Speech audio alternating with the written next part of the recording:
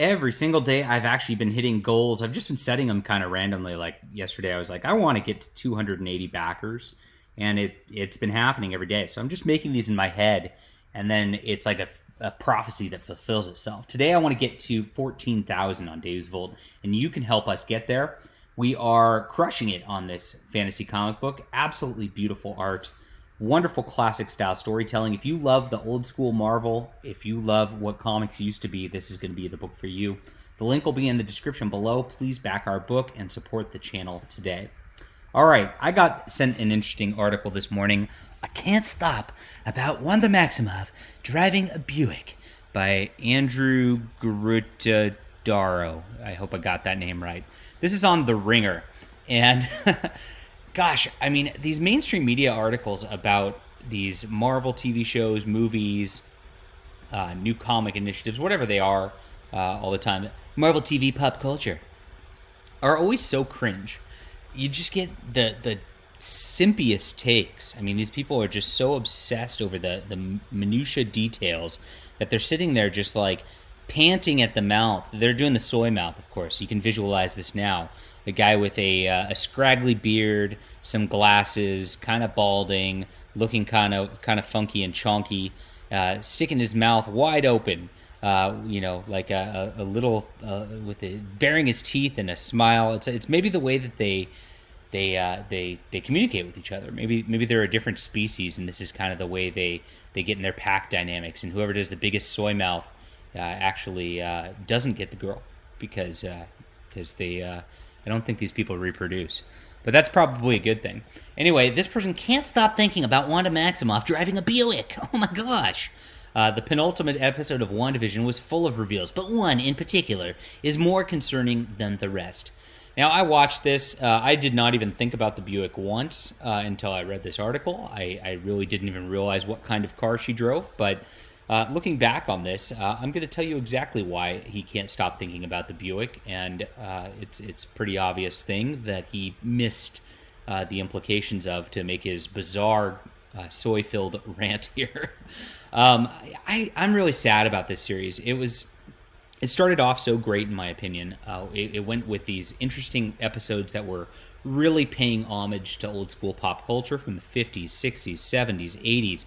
You got these beautiful theme songs at the beginning of every episode that evoked those eras. You had so many background details that were just done as homage to these excellent sitcoms, and I loved the show so much. And then it kind of changed when they did their reveal of what was happening, and now it's just become a generic Marvel movie, and I'm just sick of the generic Marvel movies. They're all the same.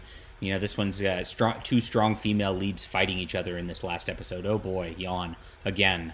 We see this all the time now. So it went from something that was actually wonderfully creative and cool to something that's just gone generic. But that's my rant on the on the show at this point. I'm just a little sad about it. I guess it had to come, but I liked the artistry while it was actually a thing. Most people were complaining about it, of course, when that was going on, but hey, here we are. Here's Wanda's Buick, and driving in there, she's got a nice side view, back profile, driving along here on her I-95. So it raises many questions. I did not even think about this one, so it did not raise any question. Did Wanda buy this car? Like, she checked Kelly Blue Book and everything and was like, I get a reasonably priced sedan as my best option. Holy crap. Can she not afford a Tesla or even a used BMW? Hang on, do the Avengers not have salaries? Are the Avengers unpaid government interns? It's like, oh my gosh, like, get a life. This is what we do here. Get a life. Does the Avengers program not include company cars? And please, don't tell me Buick is their sponsor. Bruce Banner is driving around in a green Enclave. You got very close with this. Don't tell me Buick is their sponsor. But the thing is, you don't have to look into the universe and think that every single thing, every cup she holds, everything has anything to do with the story or anything interesting on that level. Buick is just sponsoring Disney, and they're paid to put the car in there. This is what happens in these movies. This is not a new thing. This has been going on for 20 years. I remember when Heroes came out. If you guys remember the series Heroes, before they actually put Marvel TV on the air, they were doing all the heroes, save the cheerleader, save the world. And I remember that Nissan Versa. I still remember it to this day. sponsored their show. And I remember the Asian guy, Hiro. He was so excited to get in a car. He goes, "Oh, Nissan Versa," and they made a huge deal about that. It was just a product placement, and that's what these companies do to get their budgets for their film. I mean, it's this simple. You don't need to look into it beyond that, and it's utterly no life level of analysis trying to actually think that this stuff has meaning to it when it doesn't. It does not have meaning. All right. Maybe they just want to say they support the American auto industry. Yeah, right. They just support Chinese stuff if it's Disney. Okay, but if that's the case, why not a Mustang or a Corvette or maybe a Camaro? Well, that actually wouldn't make sense for a middle-aged woman with kids, a person who probably doesn't understand having kids.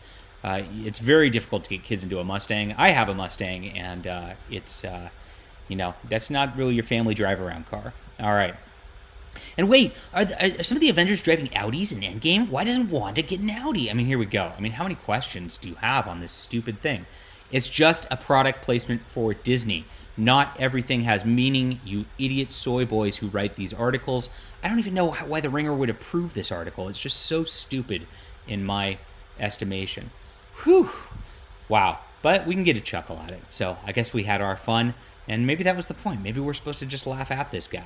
Maybe we're supposed to laugh at the Ringer because they had a slow news day today. All right. Watch and support indie content. That's what we're trying to do here. Maybe one day we'll make a Dave's Volt TV show if we can get enough backing for this. And, maybe I'll put a Buick in there.